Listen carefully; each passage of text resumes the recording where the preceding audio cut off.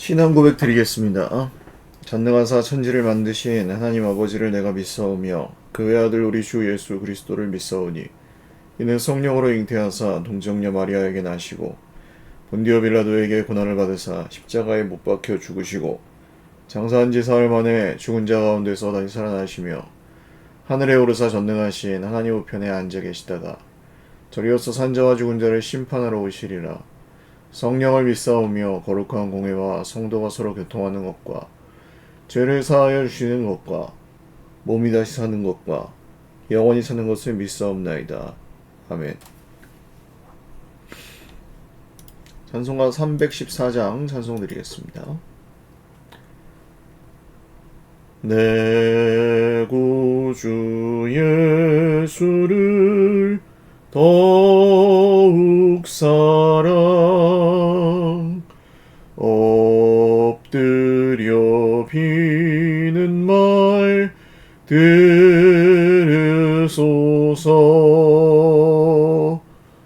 내 진정 소원이 내 구주 예수를 더욱 사랑 더욱 사랑. 이전엔 세상 낙 기뻤어도 지금 내 기쁨은 오직 예수. 다만 내비는 말 내 구주 예수를 더욱 사랑 더욱 사랑. 이 세상 떠날 때 찬양하고 숨질 때 하는 말 이것일세. 다만 내비는 말 내 구주 예수를 더욱 사랑 더욱 사랑. 아멘.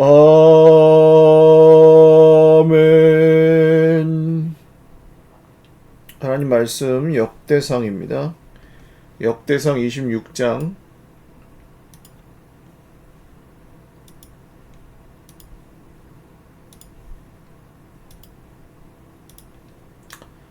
1절에서 32절 말씀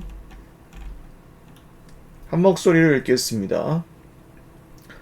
고라 사람들의 문지기 반들은 이러하니라. 아삽의 가문 중 고레의 아들 무셀레메아라. 무셀레메아의 아들들인 맏아들 스가랴와 둘째 여디아엘과 셋째 스바디아와 넷째 야드니엘과 다섯째 엘람과 여섯째 여호하난과 일곱째 엘 여호에네이며 오베데돔의 아들들은 맏아들 스마야와 둘째 여호사밧과 셋째 요아와 넷째 사갈과 다섯째 느다넬과 여섯째 암미엘과 일곱째 이사갈과 여덟째 부울레데이니 이는 하나님이 오베데돔에게 복을 주셨습니다. 그의 아들 스마야도 두 아들을 낳았으니 그들의 조상의 가문을 다스리는 자요 큰 용사라.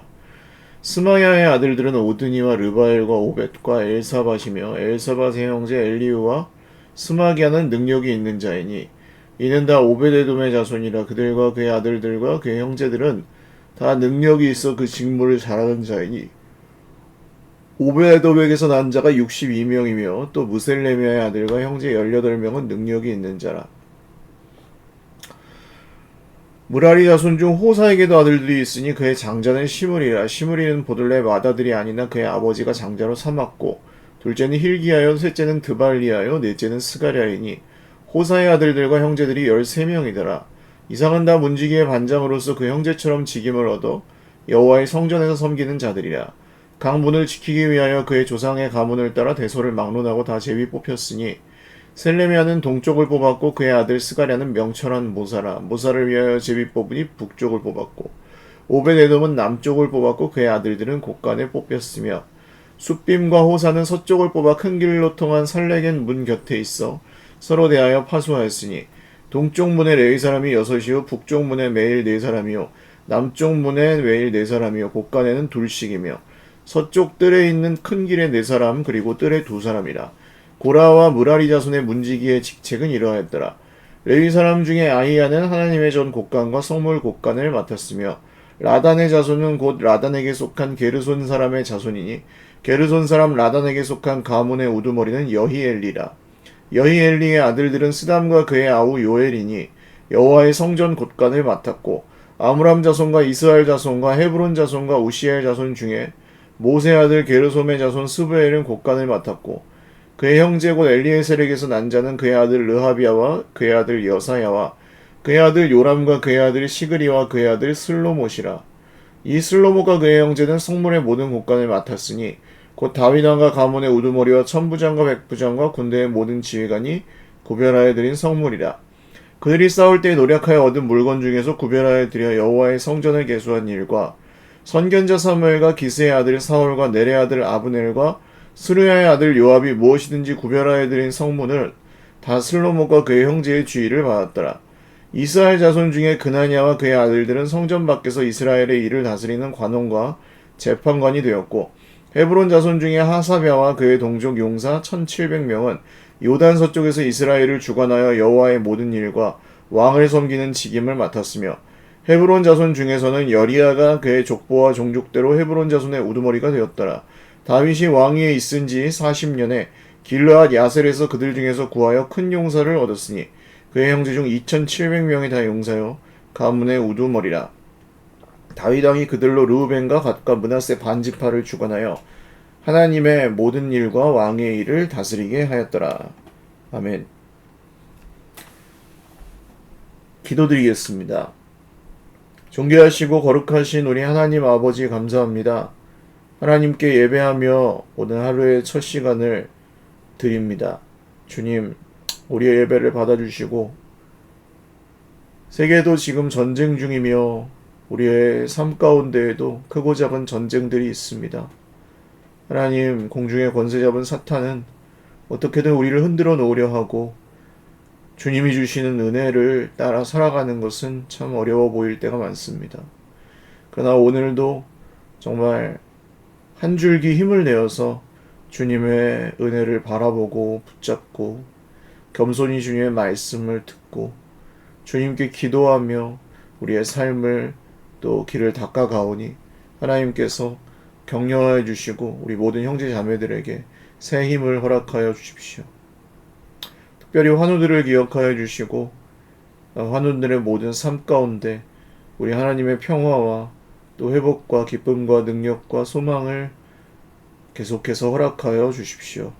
감사하옵고 예수님의 이름으로 기도 올리옵나이다. 아멘.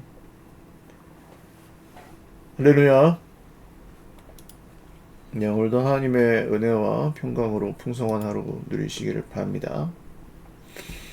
역대상 26장 1절에서 32절은 성전에 이제 동서남북에 문이 있었던 것 같고요. 그 문에 각 문을 지키는 문지기들이 그리고 각각 그 창고들을 맡은 레위 자손들의 이름이 족보와 반열이 기록되어 있습니다. 그러니까 왜 성전을 지키는 사람들이 필요했는가 하면은 당연히 하나님의 그 성물이나 성전에 그 마음대로 들어가게 해서는 안 됐었던 거죠. 즉 구별하는 장소가 있었던 것입니다. 여기서 우리가 좀 먼저 좀 교훈을 얻을 수 있는 영적인 원리는 이게 우리에게 하나님께서 이제는 그리스도 예수님 안에서 모든 것이 우리에게 가합니다. 뭐든지 할 수 있고 모든 자유를 그리스도 예수님 안에서 주셨습니다.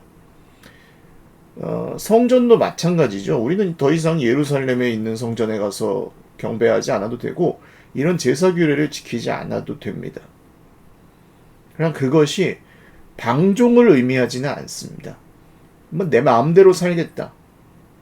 하나님은 뭐 마음으로 믿으니까 그냥 내 행동이나 삶은 내 마음대로 살면서 그냥 하나님은 믿는다고 생각하면서 내가 기독교를 종교로 하고 살겠다.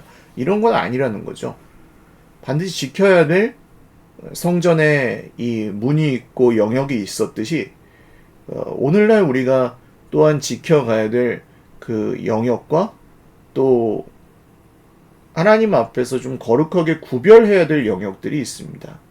거룩함은 분리를 의미하는 단어였고 분리는 구별입니다. 그래서 우리가 우리의 시간이나 물질의 헌신도 구별하여 드리는 것이고 또 우리가 살아가는 모든 삶에서 하나님 앞에 또 꼭 드려야 될 것들과 또 꼭 구별해야 될 것들, 꼭 지켜야 될 것들, 이런 모든 것을 잘 지키는 것은 두말할 필요 없이 너무나 중요한 일입니다. 하나님의 은혜만 너무 강조하고 은혜만 한도 끝도 없이 은혜만 생각하고 그렇게 되다 보면 이게 하나님께서 정말 거룩하고 공의로우신 분이라는 사실을 간과하거나 잊어버리기 쉽습니다. 근데 사실은 하나님은 원래 공의로우신 분이고 공평하신 분이고 우리 삶에 혹시 어떤 기적이 늘 일상적으로 일어나지 않는 이유는 무엇입니까? 하나님 공평하신 분이시기 때문에 그래요. 모든 사람에게 다 우리에게 주시는 기적들 뭐 그렇게 예를 들어서 죽은 사람을 살린다든지 모든 병을 고쳐주신다든지 모든 사람이 형편이 좋아지게 하신다든지 이렇게 하시지 않는 이유는 하나님이 우리를 사랑하지 않으셔서 하는 그런 게 아니고 하나님이 공평하신 분이기 때문에 그렇습니다. 당신이 세우신 질서를 지키시고 당신이 만드신 이 세상의 법칙들을 주님은 지키십니다. 주님이 만들어만 놓고 그냥 내버려 두시는 게 아니고 당신이 창조하신 세상의 질서와 법칙을 당신이 신실하게 지키고 계시기 때문에 그래서 우리도 하나님 앞에서 지켜야 될 것이 있고 이 성전의 그 문을 통해서 지키고 문지기들이 여기 용맹한 사람들을 뽑았던 능력이 있는 사람들을 뽑았던 그런 이유에 대해서도 고찰해 볼 필요가 있습니다. 그리고 이런 그 성전의 경계와 그 지켜야 될 성물, 하나님의 성물에 대해서 범죄하고 그것을 함부로 만진다거나 이런 것은 굉장히 큰 죄였죠. 그래서 그런 죄를 속하기 위해서 속건제라는 뭐 그런 제사도 따로 있을 정도로 이런 것들은 엄히 다루어졌습니다. 그러니까 이 경계하는 의미에서 제사장들이 각 문을 지키고 각 창고를 하나님의 물건을 도둑질하지 않도록 지키는 것은 매우 중요한 일이었는데요. 그 기준이 그럼 어디에 있었느냐 하면 그 기준은 말씀에 있었습니다.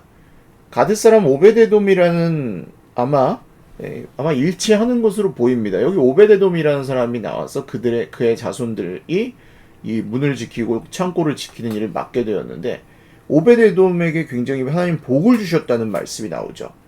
이 복은 다윗이 그 언약궤를 메어서 다윗성 예루살렘으로 가져오는 중에 그 수레 끌고 왔을 때 우사라는 사람이 그 수레가 넘어지는 걸 잡다가 그 자리에서 죽임을 당했습니다. 그래서 베레스 우사, 하나님 우사를 치셨다는 그런 지명이 지어졌고 다윗이 거기서 굉장히 상심하고 두려움에 빠졌습니다. 하나님의 궤를 가져오는 이 선한 일을 하는데 왜 이런 불길한 무서운 일이 일어났을까? 그러면서 그 궤는 잠시 오벳에돔의 집에 가 있었는데 하나님이 오벳에돔의 집에 복을 주셨습니다. 그래서 그것을 보고 다윗과 이스라엘 백성들은 다시 언약궤를 주님의 전으로 주님의 성막으로 가져옵니다. 그때 그 복을 받은 오베데돔과 오늘 여기에 나오는 복을 받은 오베데돔이 같은 사람인 것으로 보이고요. 오베데돔의 복은 결국 뭐 이 물질적으로 잘 살게 되었다, 뭐 자손들이 잘 되고 정말 똑똑했다, 이런 것들도 하나님 주신 복이 맞지만, 오베데돔의 복은 하나님의 말씀이 그와 함께한 것이었습니다. 사실 그 오베데돔이 선택한 것은 그 당시에 정말 베레스 우사 사건이 있은 때에는 다윗을 포함한 모든 이스라엘 백성들이 기피하는, 마치 이 언약궤를 가져오면 부정타고 동티가 난다 그러죠. 그런 무속적인 이런 관점으로 본다면 모두 기피하는 상황이었을 것입니다. 저 언약궤 어떡하지? 몰라, 나는 무서워, 건들지 못하겠어. 다윗까지 그럴 정도였으면 뭐 다른 백성들은 더 말할 것도 없죠. 근데 오벳에돔의 집에 그 언약궤를 잠시 가지고 가서 있는 동안에 오벳에돔의 집에 복이 임합니다. 하나님의 복이 임합니다. 오벳에돔이 무슨 그 말씀을 다 꺼내가지고 뭐 읽고 그것을 지켰더라, 이렇지 않습니다. 그냥 그 언약궤가, 율법이 그 안에 있는 십계명 두 돌판과 아론의 쌍난 지팡이와 만나 항아리가 그 언약궤에 담겨 있었는데, 그냥 그 말씀이 언약궤가 오벳에돔의 집에 그냥 있었을 뿐이에요. 함께 있었을 뿐이에요. 그런데 그 자체가 복이 되어서 오벳에돔의 삶과 또 결국 이 오벳에돔의 자손들이 이 하나님의 성전을 지키고 섬기는 일들을 하게 됩니다. 그래서 우리가 이런 구별하여 지킬 것의 모든 기준은 하나님의 말씀이라고 보실 수 있겠습니다. 그 말씀을 성경을 그냥 읽는 것은 또 그냥 읽는 것도 되게 좋은 습관이고 거룩한 한 걸음이라고 할 수 있겠습니다만, 그냥 의무적으로 읽는다기보다는 이것이 우리가 왜 읽어야 되는가라고 할 때 우리가 구별하고 지키고 또 알고 겸손히 따라가야 될 기준이 하나님의 말씀에 있기 때문입니다. 그래서 그 말씀이 우리와 함께 계시는 것으로 인하여 그것을 복으로 여기고, 말씀 안에 거하는 것으로 인하여 그것을 복으로 여기는, 이것이 성도의 관점이고 성도의 삶이라고 할 수 있겠습니다. 각각의 이 자손들이 각 문을, 동서남북의 각 문들을 맡고 성물이나 그 곡식이나 이런 것들이 들어있는 이 성전의 각 창고들을 맡고, 또 이 성전 밖에서 하는 일들에도 정말 작은 일 하나하나에도 다 담당이 있었습니다. 이것은 뭘 의미하죠? 우리 주님의 몸된 공동체가 하나님의 가족이고 성령이 거하시는 전이고 예수님의 몸이라고 말씀을 드렸는데, 그 몸에서, 그 가족에서, 그 성전에서 모든 사람들에게 역할이 있습니다. 그냥 숨만 쉬고 존재하는 것 같아도 그 사람이 꼭 필요한 이유가 있습니다. 하나님의 계획에는 틀림이 없고, 하나님께서, 우리가 절대 하지 말아야 될 생각은 내가 몸된 교회에서 할 줄 아는 게 없구나, 해도 소용이 없구나, 나 같은 하찮은 사람이 해봤자 소용이 없구나, 이런 생각들을 전혀 할 필요가 없습니다. 그것은 우리를 부르신 하나님을 모독하는 생각이 될 수도 있습니다. 우리는 여러 가지 이유로 교회를 옮긴다거나, 내가 또 선택해서 이렇게 정해서 섬기기도 하고 하지만, 그 선택해서 정해서 섬기고 우리의 공동체, 우리의 관계들 속에 우리가 하나님께서 우리를 보내셨다는 것을 믿는다면, 믿기 시작하는 그 시점부터는 우리가 거기서 손해를 보거나 이익을 보거나 하는 것이나, 또 그 안에서 무슨 관계에 문제가 생긴다거나 이런 것보다 더 우선되는 것은 바로 하나님의 부르심입니다. 그러니까 이 각각의 반열대로 창고나 이런 문의 담당을 맡겨서 또 당번이 순번이 돌아가면서 섬기게 하셨는데 그 일 중에 하나도 귀한 것이나 천한 것에 구별이 없었습니다. 그리고 모든 사람들이 필요한 사람들이었습니다. 역시 이것도 더 잘난 사람에게 더 많이 맡기거나 하지 않고 제비를 뽑아서 하나님 앞에 하나님의 뜻을 분별하고 또한 각 사람이 잘난 사람이나 그렇지 않은 사람이나 더 똑똑한 사람이나 그렇지 않은 사람이나 모두 이 하나님의 기준을 따라서 각각 자기의 반열대로 자기의 담당할 만큼만 섬겼습니다. 우리를 부르신 하나님의 뜻도 동일합니다. 우리는 서로 잘하는 게 다 다르죠. 그러나 무엇이 더 천하고 귀한 것이 없습니다. 우리는 그냥 공동체 안에서 우리 아이들을 생각해 보시면은 좀 쉽게 이해가 가실 것 같은데요. 우리 갓난아기들이 있지 않습니까? 갓난아기가 우리에게 주는 것은 그 울음과 밥 주세요, 젖 주세요 하는 그 울음과 또 기저귀에 싸는 똥이나 오줌. 사실 갓난아기가 주는 것은 아무것도 없고 그 아기에게는 수고와 물질과 헌신과 시간과 사랑과 이런 것들을 드리기만 해야 되는 것처럼 보입니다.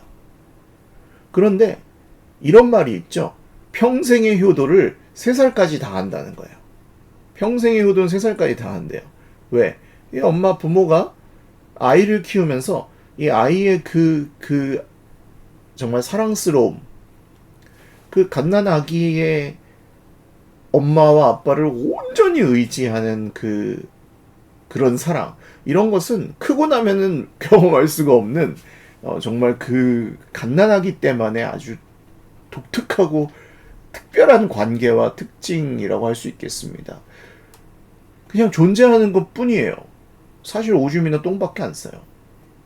먹기는 또 왜 이렇게 많이 먹고 밤중에 먹고 울고 그냥 내려놓으면 울고 이렇게 하는 아기들인데 그 아기들도 3살까지 효도를 하는데 그 존재 자체만으로 효도를 하는 거죠. 성도들도 동일합니다. 물론 우리가 영적인 어린아이로부터 청년으로 부모로 자라나서 우리 하나님 앞에 섬겨야 되는 것들이 또 다 다르겠지만 어떤 지금 시점이나 어떤 위치에 있어도 어떤 일을 하고 있고 어떤 역할을 하고 있어도 하나님의 몸된 이 주님의 몸된 교회에 필요 없는 사람은 없습니다. 어떤 정말 훌륭한 한 사람이 세우는 것은 건강하지 않습니다. 위험합니다. 그 사람이 넘어지면 모든 사람들이 시험에 들게 됩니다. 그러나 함께 공동체를 세워간다면, 제가 요새 이제 우리 서일교회에서 교육자들이 설교하시니까 저는 우리 마을 교회에서 2주째 말씀을 전했고 이번 주까지 말씀을 전하게 되는데, 제가 아이들에게 그랬습니다. 거기에 앉아있는 이제 초등학생, 중학생, 유치원, 어린이집 다니는 유치원생 아이들에게, 얘들아 너희들은, 그러니까 교회는 목사님이 개척을 하고 성도들을 모으는 게 아닙니다. 지금 이 공동체를 세워가는 사람들 자체가 교회인 거고, 그 모든 사람이 함께 개척을 하고 있는 거죠. 그 안에서 말씀을 배우고, 그리고 어떻게 하면 주님의 뜻대로 사랑을 할까, 서로. 이것을 계속해서 고민하고 또 몰두하며 함께 살아가는 것. 그 자체가 공동체 개척이고 또 교회를 이루는 것입니다. 그래서 아이들에게, 얘들아 너희들은 유치원 때 나는 교회를 개척했어. 초등학교 3학년 때 나는 교회를 개척했어. 중학교 1학년 때 나는 교회를 개척했어. 이렇게 말하게 될 거다. 너희들의 교회고 너희들의 공동체이기 때문이다. 우린 서일교회를 다니고 있는데 뭐 또 그런 교회를 또 해야 되나요? 이건 너무 피곤한데요. 그런 게 아니라는 거죠. 주님께서 우리를 부르셔서 또 다른 어떤 사명을 맡기셔서 또 거기서 하나님께서 하실 일이 있다고 한다면 그냥 거기서 살아가고 존재하고 사람을 만나고 예배를 드리고 하나님 함께 밥을 먹고 하는 그런 모든 일이 다 가치가 있는 일들이 될 수 있습니다. 뭐 다시 말씀드리지만 필리핀이고 캄보디아고 태국이고 선교를 가는 것은 너무 귀하고 값진 일이고 저도 지금 뭐 형편만 된다면 늘 가고 싶습니다. 선교 단기 선교든 뭐 좀 이렇게 몇 달이든 몇 년이든 해외에 나가서 복음을 전하는 일은 너무 귀한 일이에요. 그런데 선교사님들이 가서 하시는 일들을 보면 결국 그 나라에서 살고 그 나라 사람들을 만나고 그 나라의 언어와 문화와 역사를 배우고 하는 이런 일들이 가장 중요한 일들이더라고요. 살아가는 것. 우리가 한국에 있어도 할 수 있는 일이 있는 겁니다. 정말 이 교회 문턱 넘기 힘든 세상에 교회를 떠나서 방학해버린 300만의 가난한 성도들이 있는 시대에 우리가 그들이 돌아올 수 있는 비빌 언덕이 되고 또 축복의 마중물이 될 수 있다면 우리는 뭐 주엽의 선교를 갈 수도 있고 마두나 정발산의 선교를 갈 수도 있고 파주 운정의 선교를 갈 수도 있고 언제든 우리가 부르심을 받은 사명의 자리에서 쓰임을 받을 수 있을 것입니다. 말씀을 정리하면 이 하나님의 성전에 또 성전 창고나 이런 것들에 경계가 있었고 거기를 지키는 사람들이 있었다는 것. 우리가 구별하여 지켜야 될 거룩하게 구별해야 될 것이 분명히 있다는 것 기억하셔야 되겠고요. 그 기준이 오베데돔의 집의 말씀을 통해서 은혜를 주셨던 복을 주셨던 하나님의 기준을 따라 말씀이 바로 기준이 된다. 말씀을 따라서 우리는 거룩하게 살고 말씀을 따라서 구별하며 사는 것이죠. 또 한 가지는 각자에게 맡겨진 영역들이 있었고 그것을 하나님의 뜻을 따라 질서 있게 누가 더하거나 덜하거나 하지 않고 정말 자기에게 맡겨진 것을 잘하든 못하든 그 시간만큼 또 담당하고 그것을 성실하게 수행했다는 것입니다. 이것이 오늘날 우리가 우리의 사명을 감당하는 하다 보면 잘 될 때도 있고 잘 안 될 때도 있어요. 이게 알겠을 때도 있고 모르겠을 때도 있어요. 이익이 될 때가 있고 심지어 손해가 될 때도 있어요. 이걸 내가 왜 해야 되지? 뭐 이런 생각이 들 때도 분명히 있습니다. 그러나 하나님의 부르심이 확실하다면 하나님은 그 부르신 자리에서 절대 우리를 후회하게 하지 않으십니다. 왜냐하면 하나님이 후회하지 않으시는 분이기 때문에 하나님께는 후회가 없고 실수가 없기 때문에 우리를 부르신 그 부르심에도 후회나 실수는 없습니다. 오늘도 부르심 받은 내 삶의 자리에서 또 우리 공동체 안에 형제 자매들과 함께 또 우리 가정 안에서 또 내 인생에 정말 좋은 시절이든 그렇지 않은 고난의 때에든 하나님께서 맡겨주신 그 사명과 부르심을 잘 감당하며 오늘도 살아가시기를 주님의 이름으로 축원을 드립니다. 기도드리겠습니다. 하나님 아버지, 성전에 구별하여 이제 이 문을 지키는 사람들, 창고를 지키는 사람들이 세워졌습니다. 그들의 일들은 말씀을 따라 해야 했고 또 잘난 사람이라고 더 많이 하거나 못난 사람이라고 못하는 것이 아니었습니다. 맡겨주신 자리에서 부르심을 받은 그곳에서 불러주신 그 말씀대로 순종하면 되는 것이었습니다. 오늘 우리도 그렇게 살아갑니다. 우리의 삶이 다하는 숨이 다하는 날까지 다시 살아나서 부활해서 주님을 만나는 그날까지 우리는 이 사명의 길에서 최선을 다해서 걸어가겠습니다. 오늘도 사랑하는 주의 백성들을 격려하여 주시고 하나님의 은혜로 덧입혀 주시옵소서. 감사하옵고 예수님의 이름으로 기도 올리옵나이다. 아멘. 네, 감사합니다. 오늘도 주님 안에서 복된 하루 되시기 바랍니다. 사랑하고 축복합니다.